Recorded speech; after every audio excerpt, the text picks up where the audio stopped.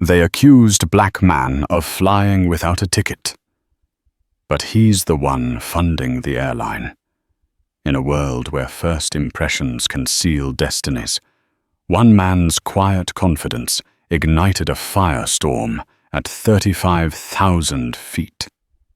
They claimed he was a stowaway, a fraud, a black man who dared to sit in first class without a proper ticket. Yet nobody knew the truth behind his immaculate suit and calm demeanor. The real shocker. He wasn't just another passenger. He was the secret investor propping up the very airline. Prejudice power and jaw-dropping revelations soar together in this dramatic tale of confrontation and redemption. Prepare to witness how mistaken assumptions can spiral out of control and how karma lands hard. Rain spattered against the tall glass windows of Hartsfield-Jackson Atlanta International Airport, the busiest airport in the world, home to endless lines of passengers lugging suitcases of every shape and size. The swirl of travelers moved like a chaotic ballet families with young children, corporate types in immaculate suits, college students in sweatpants and tourists laden with souvenirs. Elijah Green observed it all with a serene curiosity. He stood in line to check in for his flight on Delta Airlines to San Francisco, flanked by business travelers and the hum of countless announcements crackling over the speakers. He wore a tailored navy blue suit, not for show, but out of a sense of pride in how far he had come. Beneath those sharp lapels, Elijah maintained a composed strength that had carried him through many storms. A slender woman with kind eyes stepped up behind the counter. "Welcome, sir. May I have your ID and ticket information, please?" Elijah offered a polite smile. "Yes, of course." He slid his passport across the counter. The ticket was already pulled up on his smartphone. He was used to traveling a lot internationally too, and he prided himself on always being prepared. The woman at the counter, her name tag reading Maria, gave a small nod as she typed in his information. "Heading to San Francisco, right?" "That's correct," Elijah said. "First-class flight DL942. Maria's eyes lit up. "Thank you, Mr. Green. Everything looks good." She printed his boarding pass and handed it to him. "Have a great flight." He thanked her and proceeded to the security line, humming softly.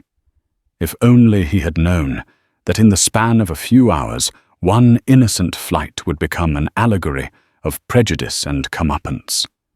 But for now, ignorance was bliss.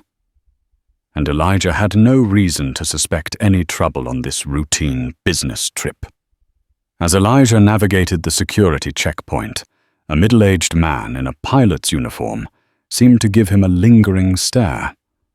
Elijah, attuned to such looks from years of traveling, arched an eyebrow. It was an odd moment, but nothing to spark alarm. He simply offered a polite nod, but the man looked away hurriedly. Next, a TSA agent called out.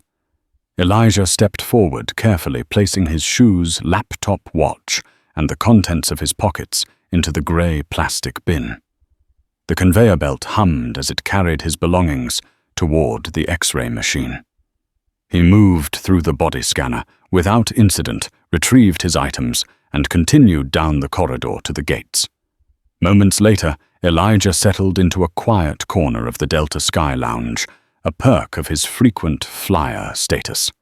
He sipped some water, discreetly scanned his phone for urgent emails, and tried to relax.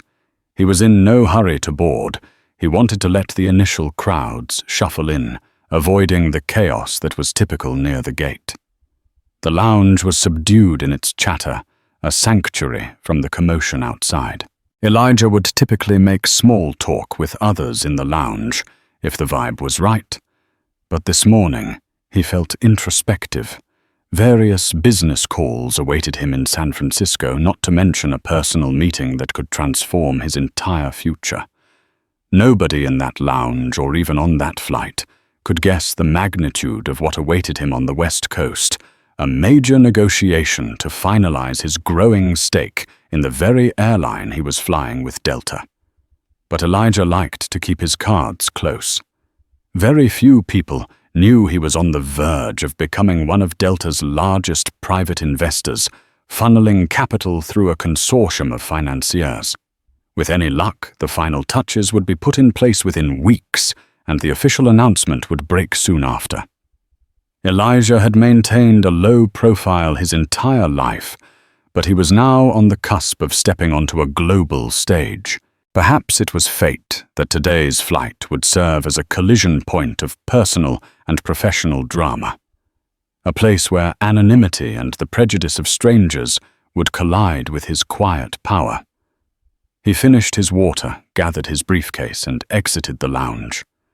At gate A23, a cluster of travelers waited by the boarding area. The overhead display read, "Delta Flight DL942, to San Francisco now, boarding first class." Perfect timing, Elijah thought.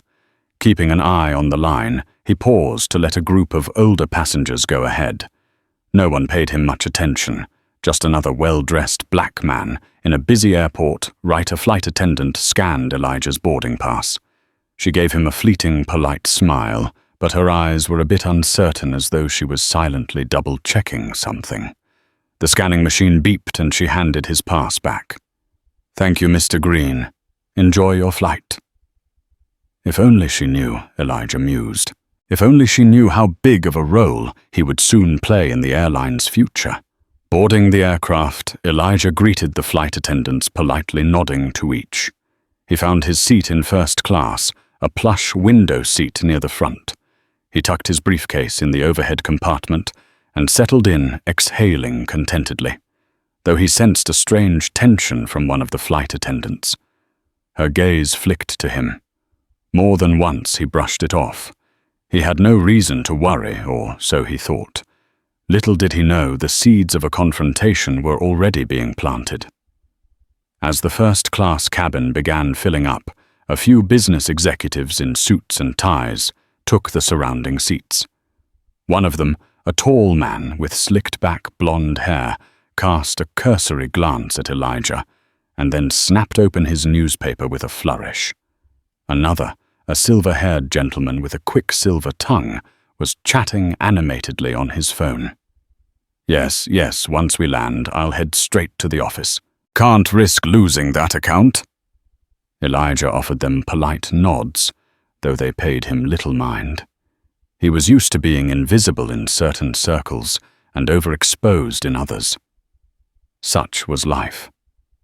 Meanwhile, at the front of the aircraft, the flight crew was deep in whispered conversation, huddled so close it looked conspiratorial. Flight attendant Lucy, who had years of experience, shot occasional glances toward Elijah's seat. Her brow was furrowed, her expression tense. Another crew member whispered something. Words like, "He's in 2A. Did he show a valid ticket, and I didn't see him scan properly?" floated in hushed undertones.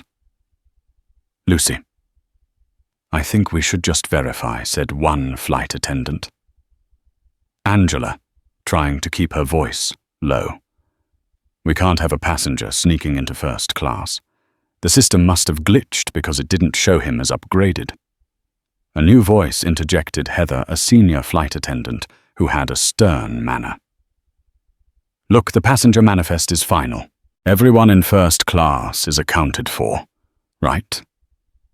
This might be a misunderstanding. But Lucy shook her head. "I'm telling you, I scanned his boarding pass, and something about the beep seemed off. Maybe the machine was lagging. Let's check with the gate agent. We can't risk having a stowaway in first class, especially if he's not authorized." Heather sighed. "Let's just confirm quietly, no drama. The plane is still boarding and I don't want an incident." So Lucy marched up the jet bridge, determined to find Maria, the gate agent, who had handled Elijah. Meanwhile, Elijah busied himself with a phone call to his attorney, quietly discussing the upcoming San Francisco negotiations. He let the conversation remain coded, referencing the investment without naming the airline. It was part of the confidentiality clause. Outside, the last of the passengers in first class were striding to their seats, and overhead bins were clicking shut. Maria was busy scanning boarding passes for economy passengers, and Lucy had to politely shuffle to catch her attention. "Maria, do you remember the gentleman with the navy suit? The tall black man with a window seat in first class? Did you confirm his ticket?" Maria frowned. "Of course. He was fully checked in." "Why?" Lucy shrugged, feigning indifference. "Just, flight safety protocols. We want to make sure everything's in order." "He's absolutely legitimate," Maria said pointedly. "No issues when I checked him in." She typed on her computer. "Let me see. Mr. Elijah Green." "Yes, first-class seat, 2A, fully confirmed." She looked up, voice growing tense. "Is there a problem, Lucy?" No problem," Lucy replied quickly, though something in her tone suggested otherwise. Just being cautious. It was the beginning of a brush fire fueled by suspicion. Lucy's suspicions might have rested, but as she returned to the cabin, she couldn't quite let it go. As she passed Elijah's seat, he looked up and gave her a small, polite smile. She in turn averted her gaze and clenched her jaw. Elijah didn't catch the hostility. He was still focused on his phone call finishing up. Then Lucy swished past him again, and he felt a subtle friction, a bit of coldness that made him pause. He checked if he had done something to offend her. Had he not said hello politely? Had he blocked the aisle inadvertently? But no, there was no reason for tension that he could see. Within minutes, the cabin door closed, and the captain's voice crackled overhead. "Good morning, ladies and gentlemen. This is Captain Rivers. Welcome aboard Delta Flight 942, bound for San Francisco. Our expected flying time is about 4 hours and 50 minutes. Elijah listened in mild interest. That name triggered a memory. Captain Rivers. He remembered a meeting in Dallas months ago about new flight routes. Could that be the same Captain Rivers who had been in the news for a turbulent emergency landing? The coincidence was interesting, but Elijah dismissed it as an idle thought. As the plane taxied away from the gate, Lucy continued to hover near Elijah's row. Each time a flight attendant walked by, he felt the hush of their conversation behind him. It was as though they were waiting for some conclusive piece of evidence that he didn't belong there. Eventually, the plane roared down the runway, and Elijah found himself lulled by the rumble of takeoff. Clouds whisked by the windows in cotton-like swirls as the aircraft climbed to cruising altitude. Elijah let himself relax, anticipating a restful flight. He had no idea that the next few hours would be anything but restful. Elijah was just about to open a newspaper he loved reading print old-school style when Lucy approached with a tight-lipped expression. She carried a passenger manifest on a tablet, tapping it with her polished fingernails as though it were a gavel. "Sir," she began, attempting composure. "Could I see your boarding pass, please?" Elijah blinked, startled. "Sure." He fished out the printed pass from the breast pocket of his suit. "Is something the matter?" Lucy's eyes narrowed as she scanned it. "Well, we noticed a discrepancy. I just want to confirm this is legitimate." Another flight attendant. Angela stood behind Lucy, arms folded as if to lend silent support. Elijah's brow knitted. "Discrepancy. I checked in with the gate agent and everything was fine." Lucy flipped the boarding pass around as though it might reveal invisible ink. "I just want to confirm with the seat map." She tapped a few buttons on her tablet. "Your name is Elijah Green." "Yes," Elijah said, trying to remain calm despite the intrusion. "Is there a problem?" Lucy pursed her lips. "We're not seeing your name on our first-class update.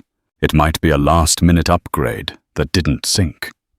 Did you upgrade at the gate or online?" Elijah carefully shook his head. "I purchased a first-class ticket well in advance." He pointed to the details.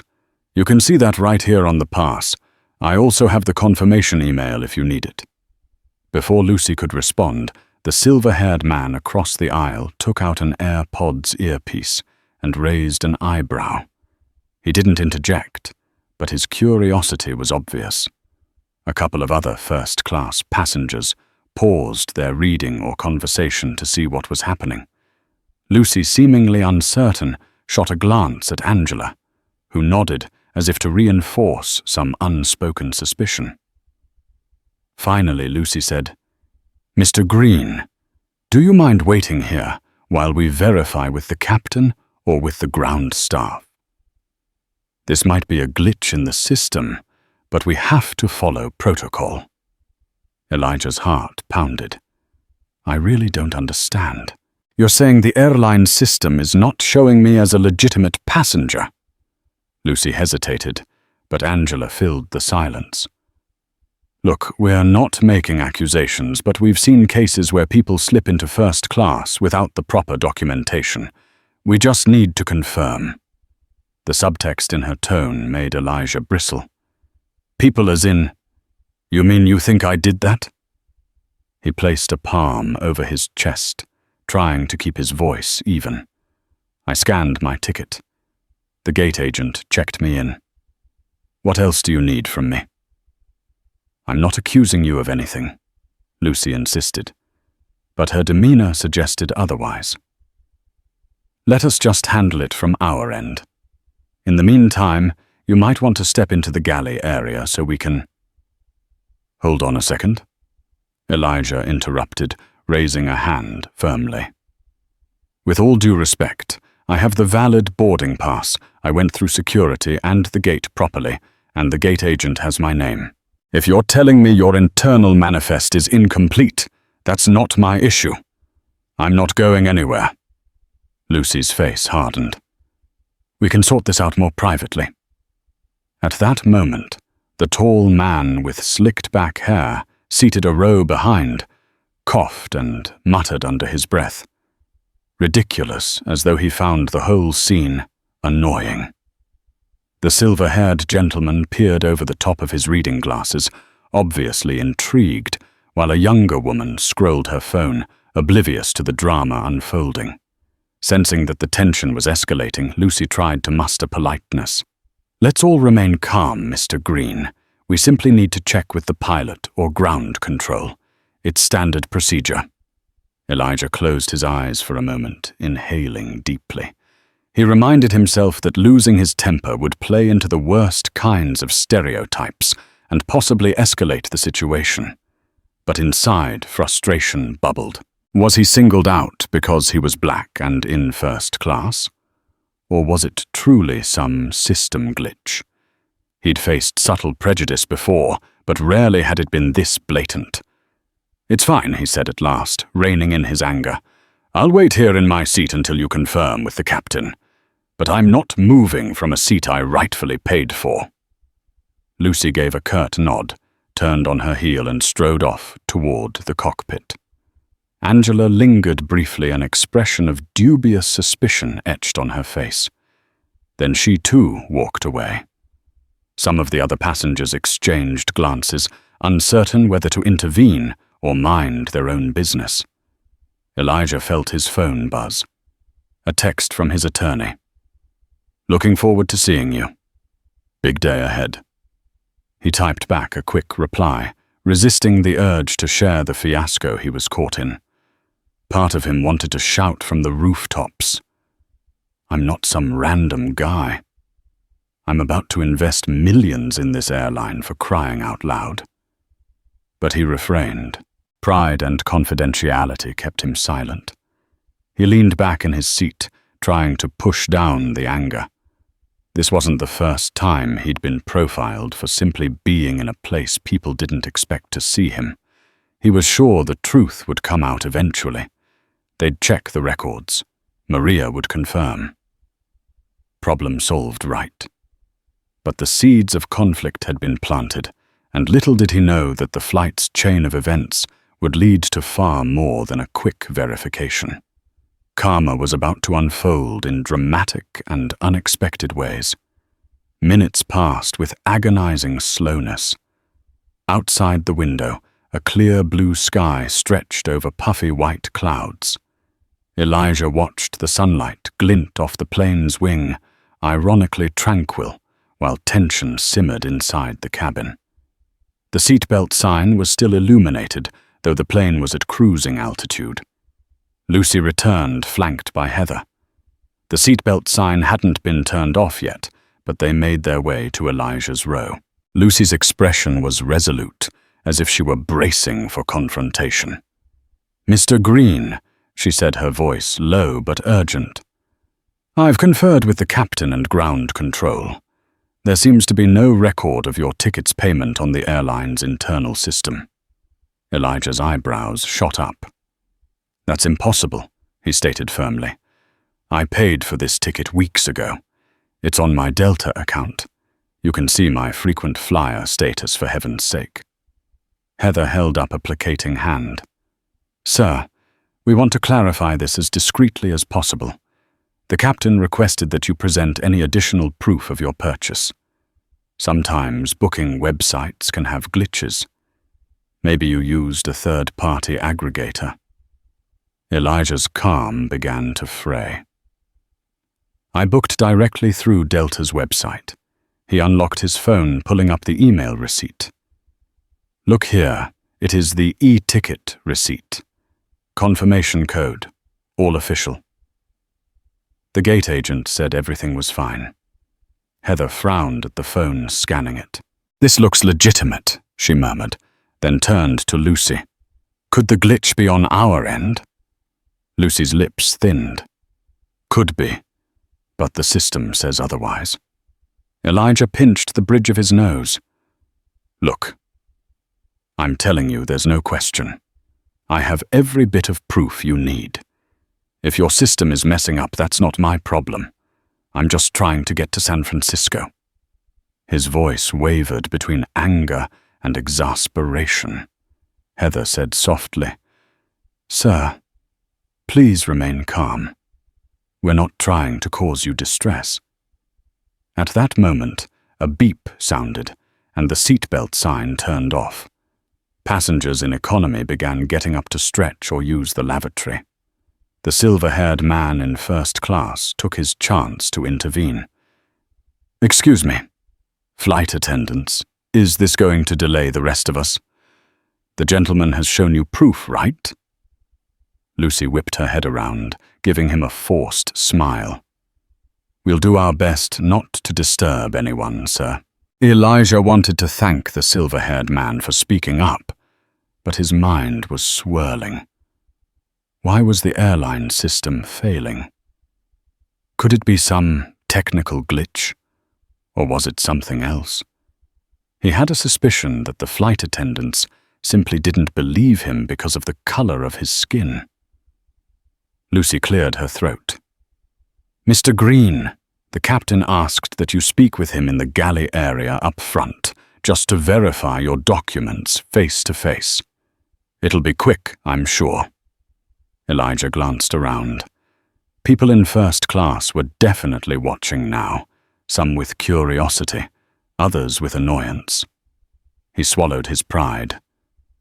"Fine," he said, unbuckling and standing up. "Let's settle this."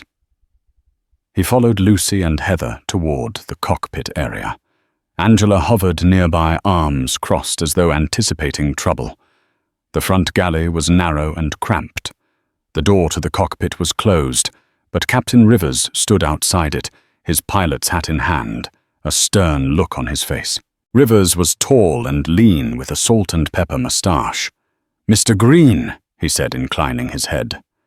I'm sorry for the inconvenience, but we must confirm that everything is in order. This is a serious matter. Elijah took a deep breath. Captain Rivers, I have shown your flight attendants my boarding pass and e-ticket receipt. The gate agent confirmed it. I'm not sure what else I can do to prove I belong on this flight. Rivers narrowed his eyes. We're just following safety protocols, sir. If the system flags a discrepancy, it's our job to investigate. Elijah pressed a hand over his chest. I understand, but you have everything you need. Is the system still showing no record? Because I can show you my bank statement if needed. My phone has all relevant booking confirmations. Rivers glanced at Lucy, who shook her head imperceptibly. Let's see the statement, he said, extending a hand. Unbelievable, Elijah thought. This was humiliating. Slowly, he tapped on his banking app, pulling up the credit card charge from Delta. He turned the phone's screen around so Rivers could see the timestamp and the amount. It was well over $1,000. First-class tickets were no cheap matter. Rivers studied the screen. Heather leaned in, as did Lucy. After a pause, Rivers exhaled and nodded. This certainly appears to confirm your purchase. He turned to Lucy. We might have an internal glitch. Lucy opened her mouth to object, but the pilot held up a hand. Enough. The passenger clearly has a valid seat. Let's not escalate further. In that moment, a wave of relief washed over Elijah. Finally, reason prevailed.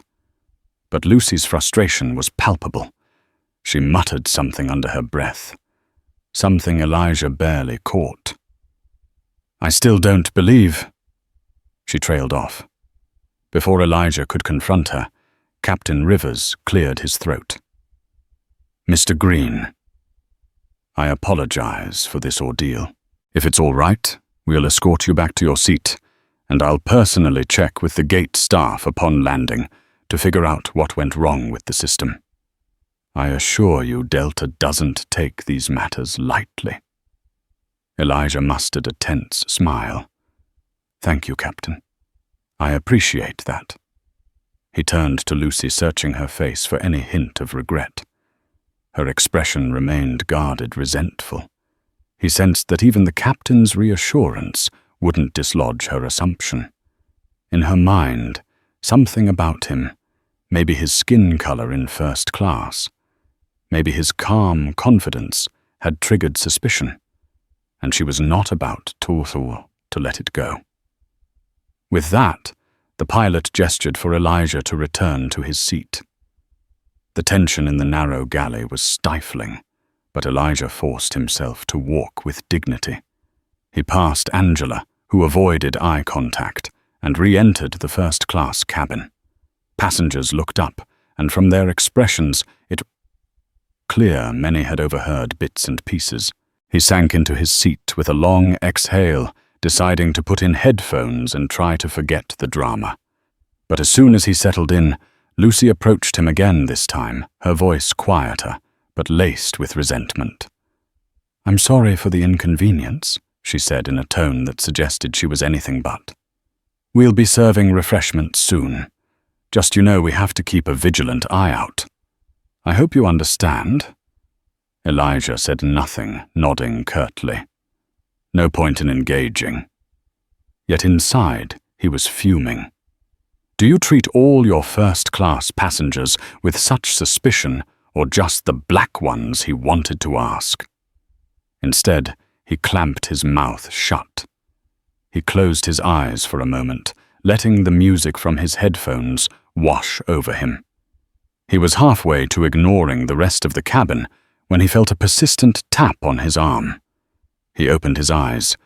The silver-haired passenger across the aisle was leaning toward him, concern evident. You all right? He asked in a quiet tone. That was unusual. Elijah forced a grin. Yeah, I'm fine. Just a misunderstanding, apparently.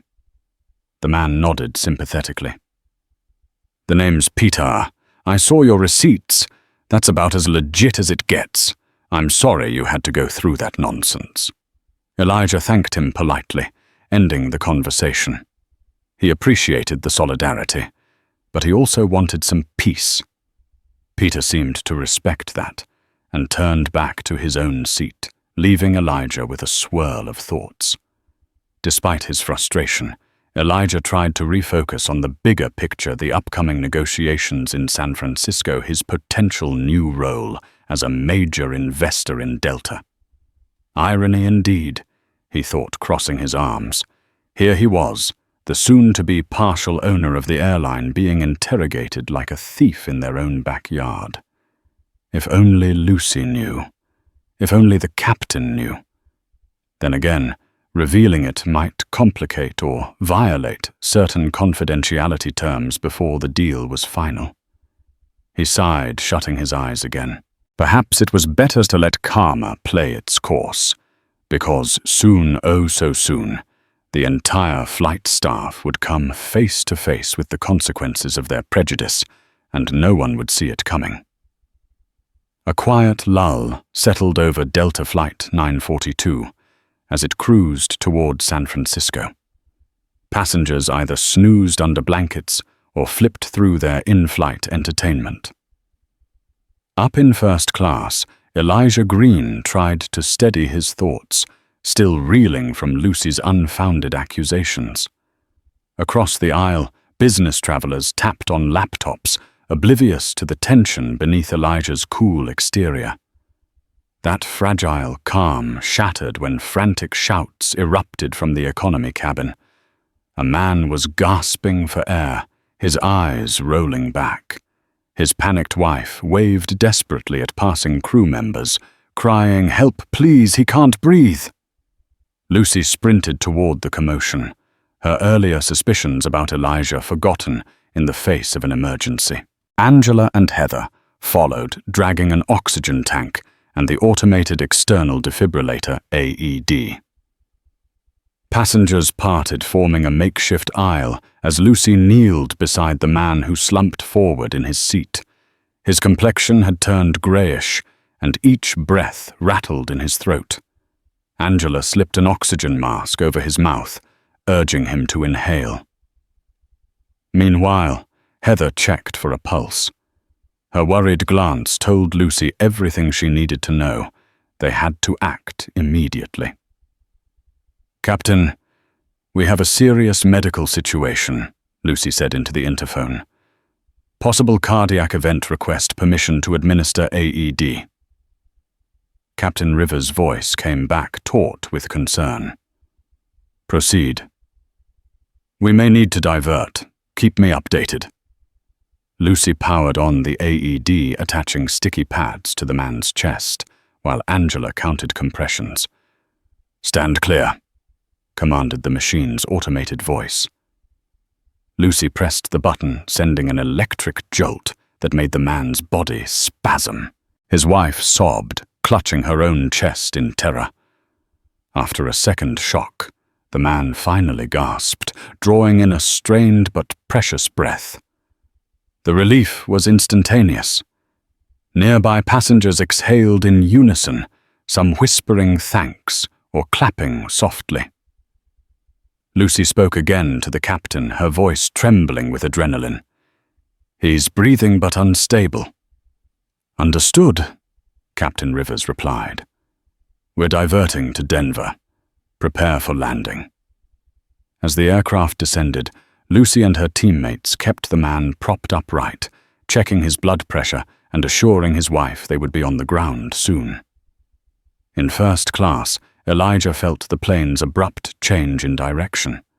Glancing back, he saw Lucy hunched over the passenger, her demeanor fully focused and professional. For a moment his own frustrations faded. A life hung in the balance, overshadowing their personal clash. Touching down in Denver, paramedics rushed in to take the man off. Applause and hushed relief filled the cabin. Lucy's tense face broke into a tired smile as she handed over medical notes to the emergency team. Once the stretcher vanished into the jet bridge, passengers were invited to disembark briefly. But in that lull, the unresolved friction between Lucy and Elijah still loomed, waiting for the flight's final leg to reignite it, or lay it to rest once and for all. Emergency lights flashed on the tarmac when the aircraft landed in Denver. The paramedics rushed in the moment the door opened. The man, stabilized but still weak, was placed on a stretcher, his wife trailing behind in tears. Many passengers craned their necks, watching anxiously from their seats. Elijah stood politely, letting the medical team pass. In the commotion, Lucy and Heather were busy coordinating with ground staff, ensuring the smooth evacuation of the ill passenger.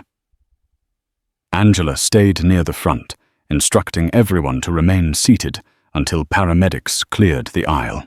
Once the stretcher disappeared into the jet bridge, Lucy announced that passengers could disembark if needed, though they might have to reboard soon to continue the flight. "We'll have a short layover while we restock emergency equipment and finalize paperwork," she explained over the PA. "Thank you for your patience." Despite the tension, Elijah felt relief that the man's life was spared. He checked his watch. He was now certain he'd miss his scheduled afternoon meeting in San Francisco, the one that was so critical to his investment negotiations. But he knew his lawyers would work on rescheduling or find a workaround. Life, after all, took priority. He considered stepping off the plane to stretch his legs. However, a part of him dreaded crossing paths with Lucy and the rest of the crew again. Maybe a break was precisely what he needed. Gathering his briefcase, he joined the line of passengers, making their way to the jet bridge. Lucy was at the door, quietly thanking each departing passenger. Her eyes landed on Elijah with the same aloof suspicion. She offered a terse nod. "We'll reboard in about an hour, Mr. Green." He forced a polite nod back, stepping onto the jet bridge. The Denver airport bustled with hurried travelers, and the overhead boards displayed a jumble of arrivals and departures. Elijah had no desire for airport food or wandering the terminals, yet he yearned for fresh air if such a thing existed in the climate-controlled labyrinth of an airport. He settled for a seat near the window in the waiting area, gazing out at the runway. His phone buzzed. A text from his business partner, Lionel, heard about the diversion. "You okay?" Elijah sighed, typing back. "Yes, medical emergency. Flight's delayed, probably hours. Might miss the meeting. See if we can push it to tomorrow morning."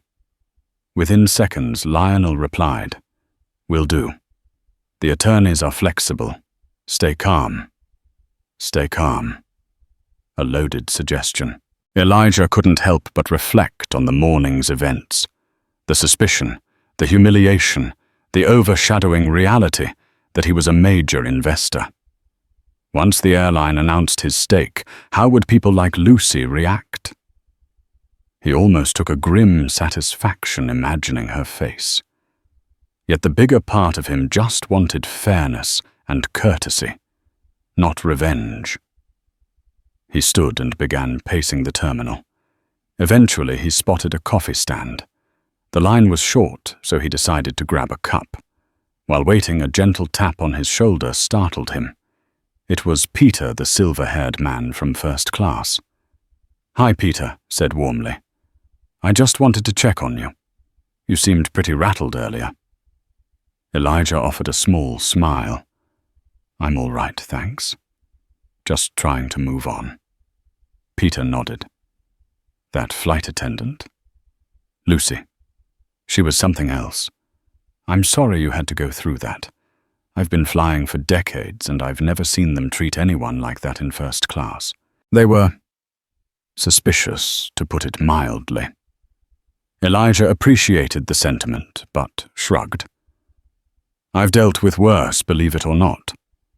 Thanks for speaking up earlier." Peter patted Elijah's shoulder lightly. "We stand by each other, right?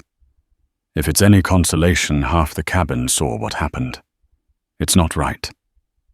They chatted briefly about the medical emergency, relieved the man survived. Then Peter went on his way, leaving Elijah to wait for coffee. This small interaction soothed his frayed nerves a bit. Not everyone on this flight was against him. With coffee in hand, he returned to the gate. Over the next hour, mechanics rechecked the plane, restocked first aid supplies, and handled the required paperwork. Finally, an announcement crackled over the PA. "Ladies and gentlemen, we will begin the reboarding process for Delta Flight 942. We apologize for the inconvenience and appreciate your understanding." Elijah joined the line, heading back into the jet bridge. He found his seat again, stored his briefcase overhead, and sat down, bracing himself for the final leg to San Francisco. He wondered if Lucy would continue with her frosty demeanor now that they had a partial resolution. She still looked tense, a forced smile plastered on her face while she scanned boarding passes at the aircraft door. Once the cabin filled and the doors closed, the pilot's voice came over the speaker. "Again, folks, sorry for the unexpected delay. We appreciate your patience. Flight time to San Francisco from Denver should be about 2 hours and 10 minutes. Elijah settled in, trying to push the earlier fiasco to the back of his mind. He gazed out the window, the Denver tarmac shimmering under midday sun. No matter how bumpy this flight would end eventually. He leaned back, letting the hum of the engines lull him. 30 minutes after takeoff, the plane leveled off at cruising altitude. Lucy and Angela resumed service snack baskets, drinks, etc. This time, Lucy barely paused at Elijah's row. She offered a basket of packaged snacks, with no words, just a pointed stare. He selected a small bag of chips, nodded his thanks, and she moved on. But as fate would have it, Lucy's day was about to get a lot more complicated. While she was handing out snacks in the economy cabin, a heated voice erupted from seat 20C. "Flight attendant, my bag is missing." "Where is my bag?" Lucy rushed toward the flustered passenger, a young woman wearing a college hoodie. The overhead bins in economy were jammed tight, yet the woman insisted her bag, a small duffel with crucial medication inside, was gone.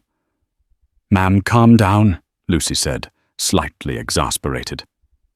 "Are you sure you put it in this overhead bin?"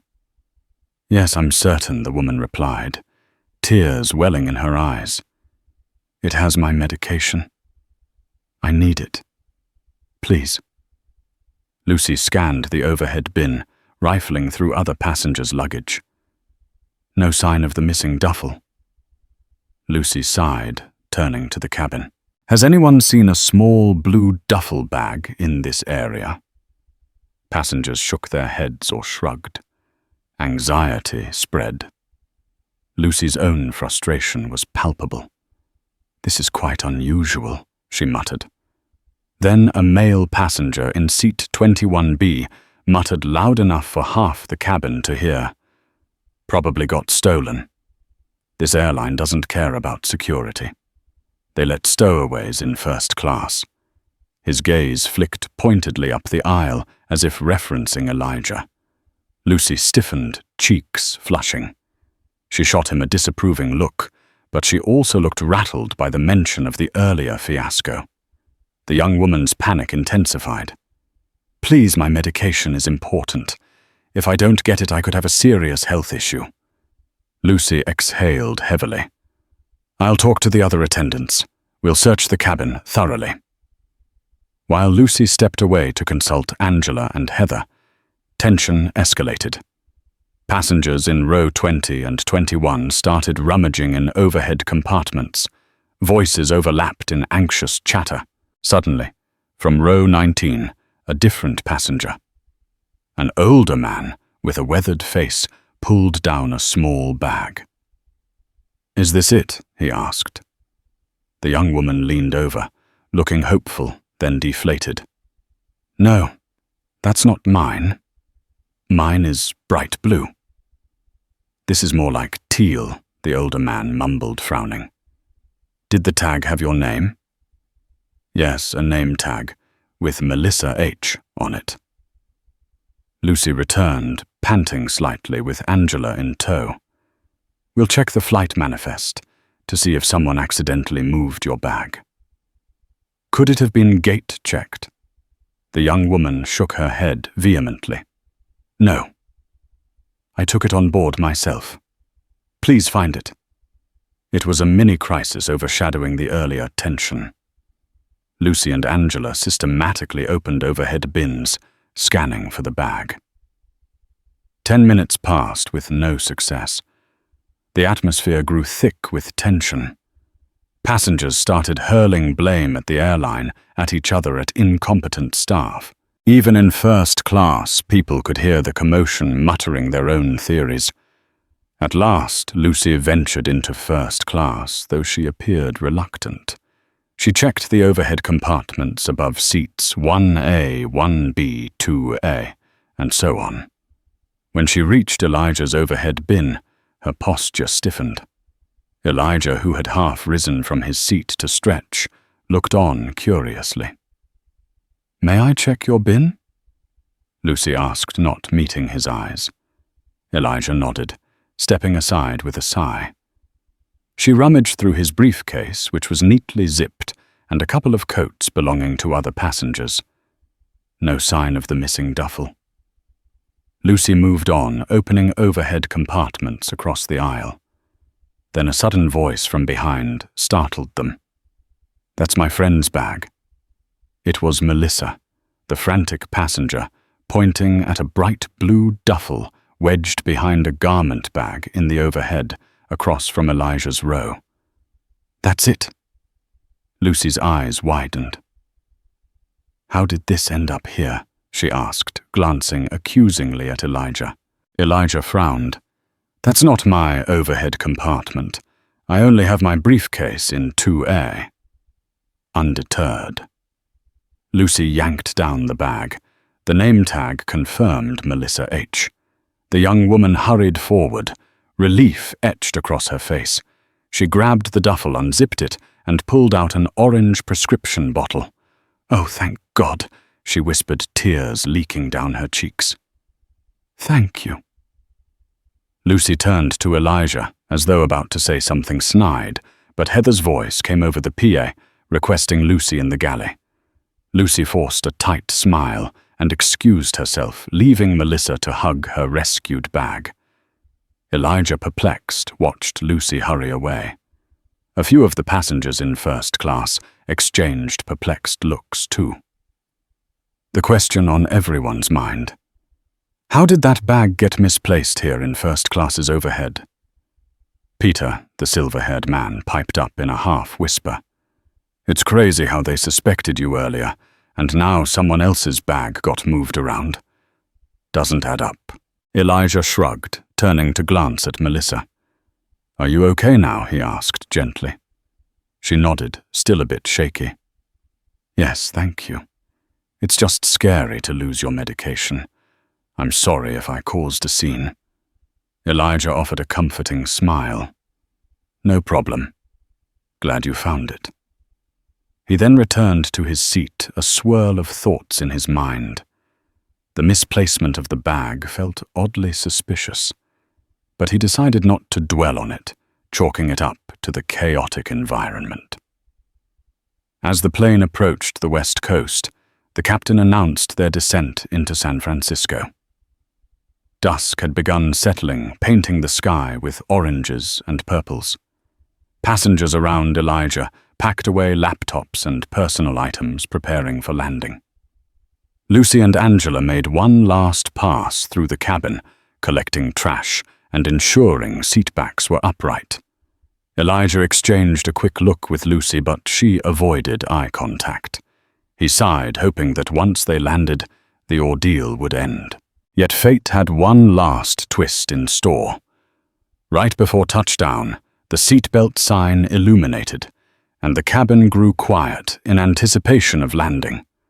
The plane's wheels screeched lightly as they connected with the runway, jolting everyone gently. A moment later, the flight slowed, rolling along the tarmac. A final announcement from Captain Rivers boomed overhead. Welcome to San Francisco International Airport, ladies and gentlemen. On behalf of Delta Airlines, thank you for flying with us today. We apologize again for the unexpected diversion and delays. The sense of relief in the cabin was tangible. Elijah felt tension slide off his shoulders. He was late for his meeting, but at least the flight from hell was over. Or so he thought. When the plane taxied to the gate, Lucy unbuckled and moved to the front door. She mechanically thanked each passenger, her bright thank you voice at odds with her earlier behavior. Elijah considered breezing past without a word, but when it was finally his turn, he paused. A swirling mix of anger and pity made him want to say something. "Have a good day," Lucy said stiffly, her eyes darting away. Elijah pressed his lips together, then quietly replied, "I hope your day goes better from here." That was all he said, walking past her into the jet bridge. A small act of grace, perhaps. He wasn't in the mood for a confrontation. Outside the hustle of San Francisco's airport greeted him passengers rushing to connections, families reuniting and overhead announcements echoing. Elijah inhaled deeply. He texted Lionel about his arrival and told him he'd head straight to the hotel to regroup. But as soon as Elijah stepped into the main terminal, he was met by a surprise. Standing near the arrivals board was none other than Miriam Cole, the executive liaison from Delta, with whom he'd been in negotiations. She was flanked by Lionel and two attorneys scanning the crowd. "Elijah." Lionel waved relief flooding his features. Elijah raised an eyebrow. "I thought we'd meet at the hotel or your office." Miriam stepped forward, offering a handshake. "Mr. Green, we heard about the emergency diversion. We wanted to greet you personally. We have a small meeting room reserved upstairs if you're feeling up to it." Elijah's eyes flicked from Lionel to Miriam. "Even with the delay?" "Yes," Lionel said, beaming. "We managed to rearrange schedules. Ms. Cole is eager to finalize the last details. You're not the only one who had a crazy day." Elijah nodded, scrubbing a hand across his tired eyes. "Give me a moment to freshen up, and I'll be ready." As they turned to walk away, a cluster of airline staff emerged from the same gate. Among them was Lucy, looking irritated as she finished a conversation with the gate agent. She paused, noticing the small group. Her gaze fell on Miriam Cole's Delta badge, then on Elijah, and her expression shifted from confusion to shock. Miriam Cole was a recognizable face within Delta. She appeared in internal communications and high-level corporate events. If Lucy had any familiarity with corporate leadership, she'd know that Miriam was not just a random employee, but a top-ranking executive. And standing beside her, chatting easily, was the very passenger Lucy had harassed throughout the flight. Lucy blinked, her posture stiffening. She took a tentative step forward as if to overhear. Lionel shot her a cursory glance, not recognizing her. But Elijah did. Their eyes locked. A flush climbed Lucy's cheeks. "Elijah." Miriam said, "We should head upstairs. Time is money." Elijah gave Lucy a faint nod, acknowledging her presence. Her eyes flicked from Elijah to Miriam's Delta badge, back to Elijah. A dawning realization seemed to cross her face. This man is important, possibly more important than she had ever imagined.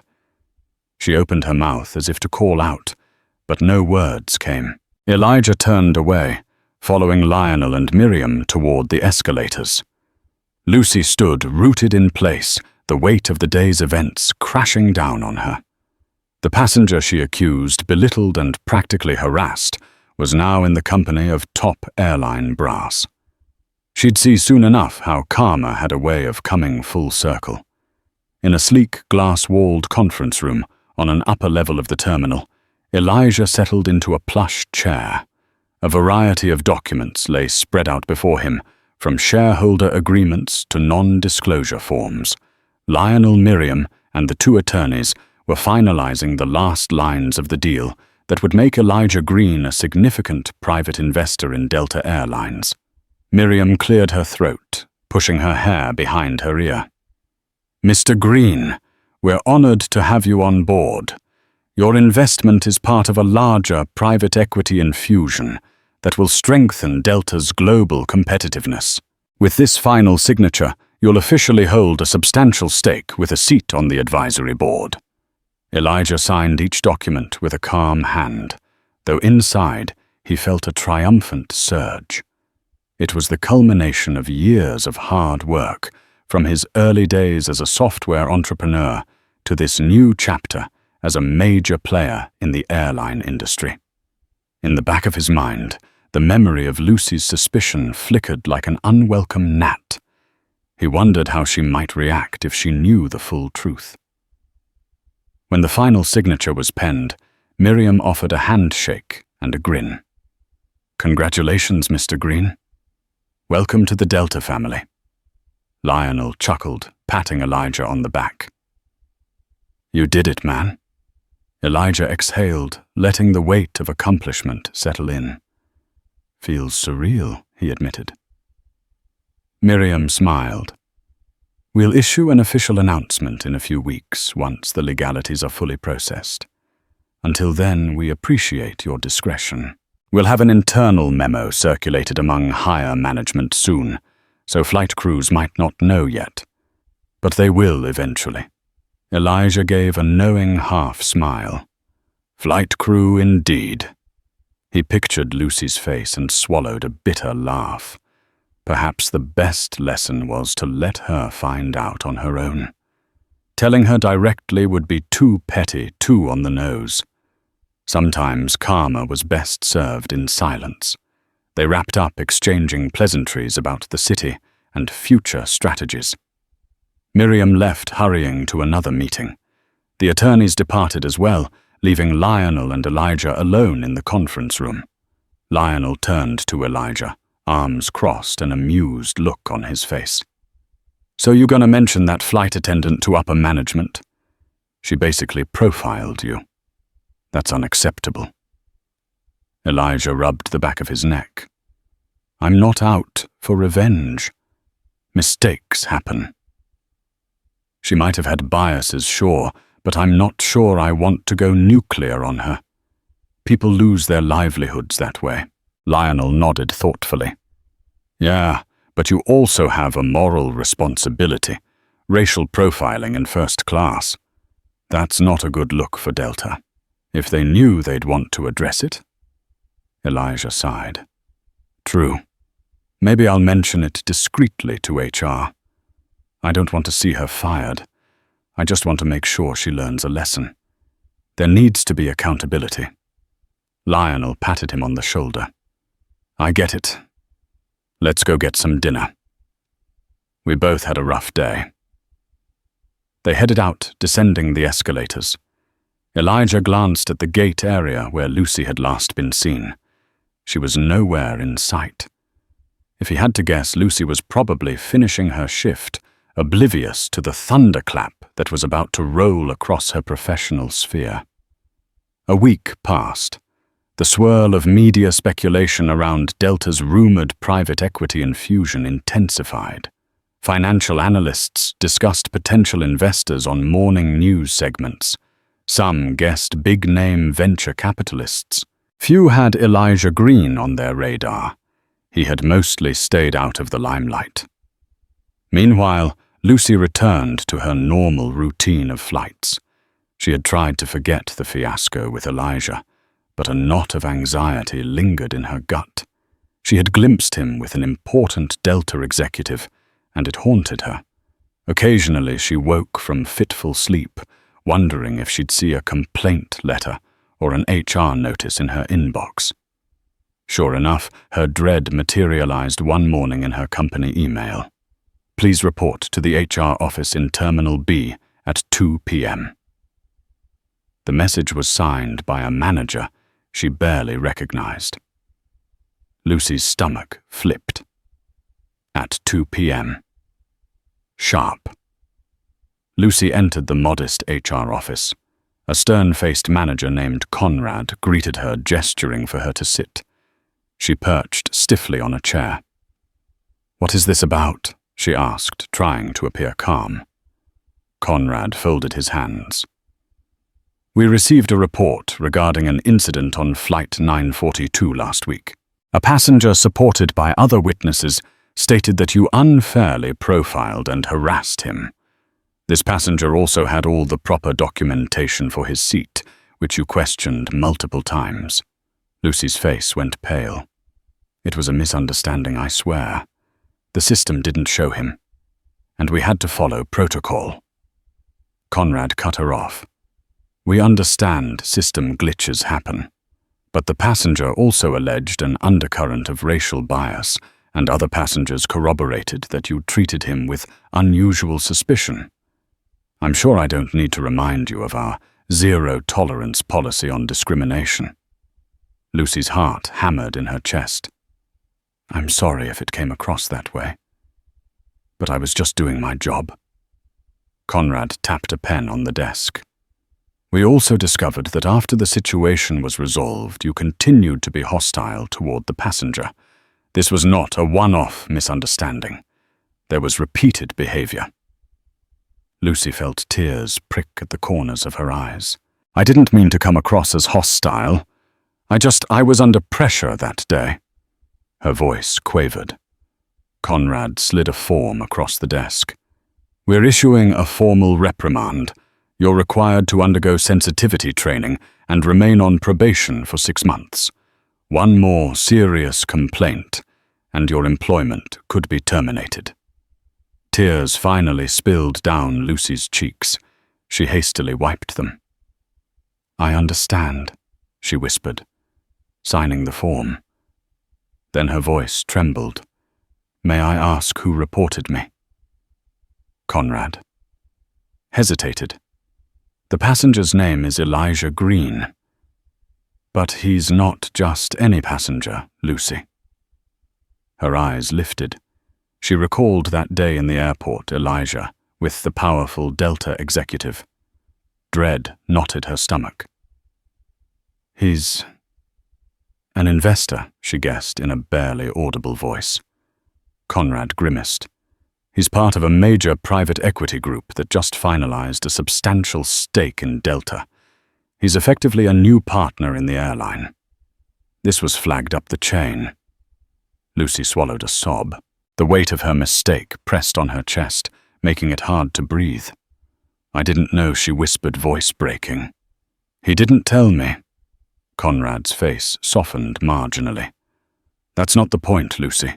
Regardless of who he was, you should have treated him with the same courtesy you'd give anyone. Profiling is unacceptable. Now let's discuss next steps for your probation." Lucy listened numbly, her thoughts swirling with regret and shame. In her mind, images of Elijah's calm, dignified face haunted her. She had jumped to conclusions fueled by her own biases. Her prejudice had led her to humiliate a man who ironically was one of the airline's biggest backers. And now karma had arrived, delivering its verdict. In the months that followed, Elijah's stake in Delta was announced publicly. The business world buzzed with the news of a relatively unknown entrepreneur stepping into the big leagues. Interviews lauded Elijah Green's vision, resilience, and philanthropic endeavors. No one outside the airline's inner circle knew about the fiasco on Flight 942, except the HR department, Lucy and a few others who had witnessed the incident. Elijah continued his life quietly. Whenever asked in interviews about prejudice, he spoke measured words. "We have to combat biases every day. It's about education, empathy, and accountability. Change isn't instant, but we must keep pushing." He never pressed for Lucy's termination.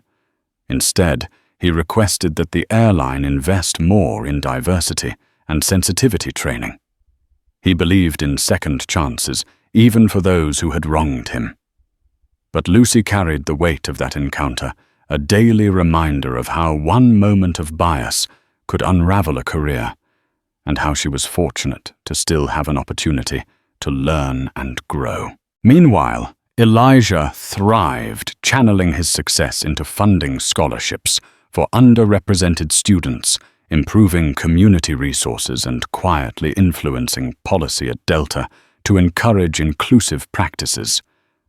For him, the moral was clear: prejudice flies in small minds, not in big skies.